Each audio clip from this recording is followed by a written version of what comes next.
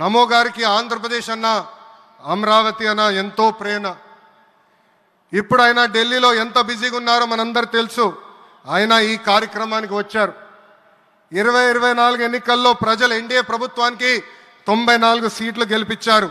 అందుకే మన ప్రధాని నమో గారు ఆంధ్రప్రదేశ్ కోరిన అన్ని కోరికలు తీరుస్తున్నారు. మొన్నే విశాఖపట్నానికి వచ్చి railway zone, NTPC green project, Nakkapalli bulk drug పార్క్కి నిధులు కేటాయించారు. ఏకంగా విశాఖపట్నం ఉక్కు ఫ్యాక్టరీని కాపాడారు. ఇప్పుడు అమరావతికి వచ్చి నిధులే కాదు పనులు కూడా ప్రారంభించబోతున్నారు. మనం ఒకసారి గతం కూడా గుర్తు చేసుకోవాలి. 2014లో రాష్ట్ర విభజన జరిగింది. కట్టుబట్టలతో మెడబట్టి మన బయటికి గెంటేశారు. ఎక్కడి నుంచి పరిపాలించాలో తెలియని పరిస్థితి. కానీ మన సిబిఎన్ గారికి సంక్షోభాలు కొత్త కాదు.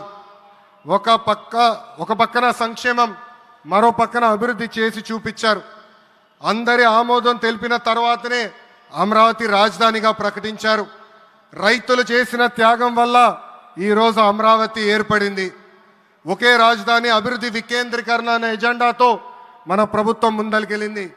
రాయలసీమను ఎలక్ట్రానిక్స్, ఆటోమోటివ్, రెన్యూవబుల్ ఎనర్జీ హబ్గా తయారు చేశాం. గోదావరి జిల్లాలో ఆక్వాని పెద్ద ఎత్తున ప్రోత్సహించాం. ఉత్తరాంధ్రలో ఐటీ, ఫార్మా కంపెనీలు కూడా ఆనాడు మనం తీసుకొచ్చాం. కానీ 2019 నుంచి 24 వరకు విధ్వంస పాలన మనం చూసాం. మన సిబిఎన్ పై ఉన్న వ్యక్తిగత కక్షతో అమరావతిని చంపేయాలని చూశారు. ఒక్క ఇటుక కూడా పెట్టకుండా 3 రాజధానులంటూ 5 సంవత్సరాలు గడిపేశారు.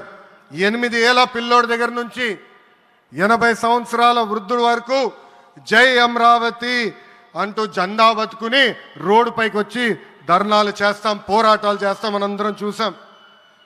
జై అమరావతి అన్నందుకు రైతులకి సంఖ్యలు వేశారు. జై అమరావతి అన్నందుకు మహిళా రైతుల్ని పోలీస్ బూటులతో తన్నిచ్చారు. జై అమరావతి అన్నందుకు రైతుల్ని ఏకంగా పెయిడ్ ఆర్టిస్టులు అన్నారు.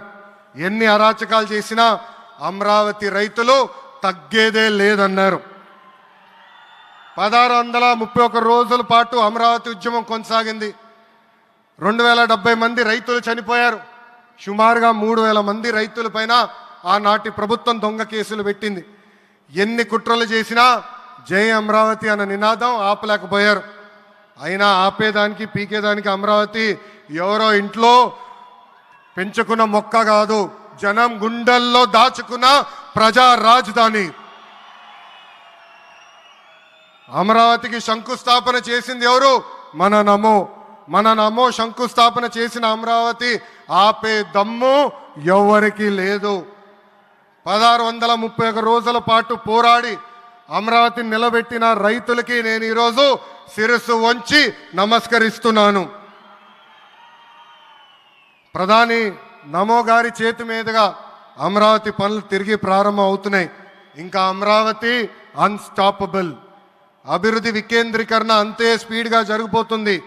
Polavaram, Visakha steel plant, Bhogapuram airport, Prakasam జిల్లాలో CBG plant, Kurnool high court bench, ఇలా అన్ని కార్యక్రమాలు జెట్ స్పీడ్తో జరుగుతాయి.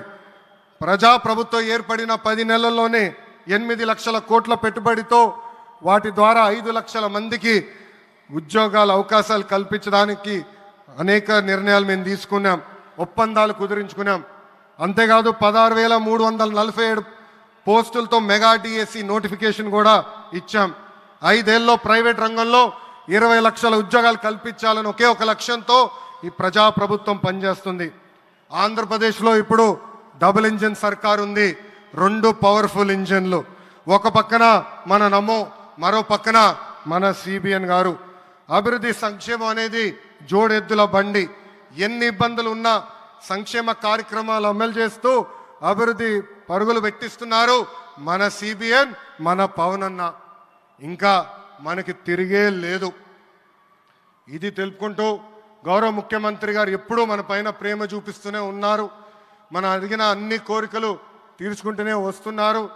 నాకు తెలిసినంతవరకు ఏ రాష్ట్రాన్ని కూడా గౌరవ ప్రధానమంత్రి గారు ఇన్నిసార్లు వెళ్ళింది లేదు. దానికి నేను హృదయపూర్వక ధన్యవాదాలు తెలుపుకుంటూ జై అమరావతి, జై అమరావతి, జై అమరావతి. జై ఆంధ్రప్రదేశ్, జై ఆంధ్రప్రదేశ్, జై ఆంధ్రప్రదేశ్. నరేంద్ర మోడీ గారి నాయకత్వం, నరేంద్ర మోడీ గారి నాయకత్వం, చంద్రబాబు నాయుడు గారి నాయకత్వం, పవన్ అన్న నాయకత్వం.